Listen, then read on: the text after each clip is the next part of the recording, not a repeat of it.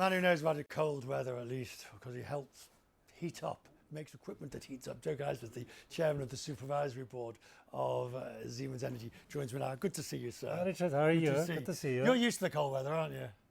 Pretty much so, and if not, I wear a coat, so I'm fine. Sensible. Sensible, exactly. What's your biggest worry now? Now we're into a new environment where we know that energy and companies like yourselves, the provision of energy equipment, that you're the ones that are going to, in some shape or form, feel the effects of these policies. Well, I mean, Siemens Energy is a global company, so we are all over the world, and we sell our products to customers, not to governments, which I think is very important. It is, but do you not see the relationship between how policies from government will then trickle down to the way customers respond to it? They certainly do, but in terms of the energy space, this is where everything starts. Without energy, there is no artificial intelligence. Without energy, there is no computing. Without energy, there is no microelectronics. Without energy, there's actually no decent life. So I think we are at a very sweet spot in the providing you've got the right mix of energy.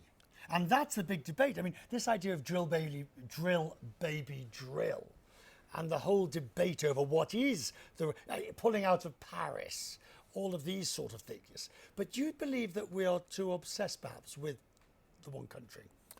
I believe the world is well advised now to think about the opportunities, which are all around the world. I mean, the United States is the most relevant, the most impactful economy in the world, obviously, so we need to go look and see what happens there. But there is the Middle East, which is booming, I tell you, booming. The Middle East is a mediator between the power forces, China, the United States, and the sleepy Europe. So think about where the opportunities are. Remember the gold rush? Who got rich on the gold rush? It was not the ones who were finding the gold. It were the ones who were providing the shovels. So we need to find, the shovels. And that's, I think, is the opportunity, really. But I've got to pick up on your word then. Sleepy Europe. Yeah. And you're, of course, Germany, and based Germany. You're a global company. Germany's in trouble. I mean, it's not in crisis or catastrophe, but it's in a political crisis. And we now know, of course, major German manufacturers are laying off workers, and that's having an effect. It does have an effect. And see, we don't have a real government at this time, but that's a concern. But it's also an opportunity because you can start from scratch. And I tell you something, if you have listened to the new global leader, to President Trump yesterday, you could actually take a lot from that.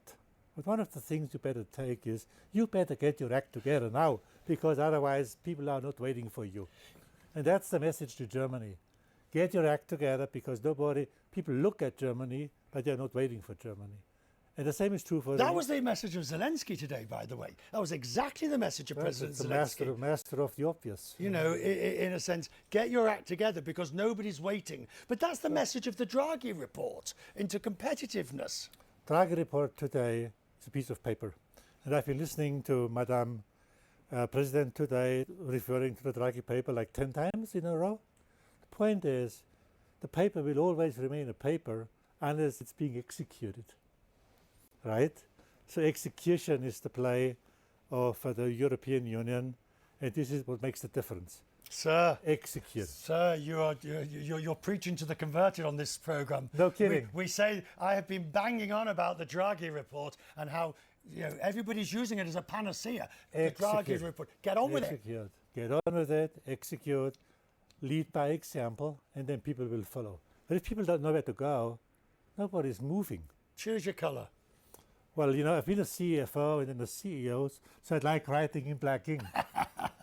All right. One word that you think is going to best describe the next 4 years. Please, you can either sign on or write your own. Yeah, I know I'll write my own. But I'm German, right? So I need to be native.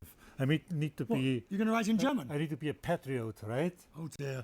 Sure. Now I'm worried. Look, is that right? Now I'm worried. There we go. What?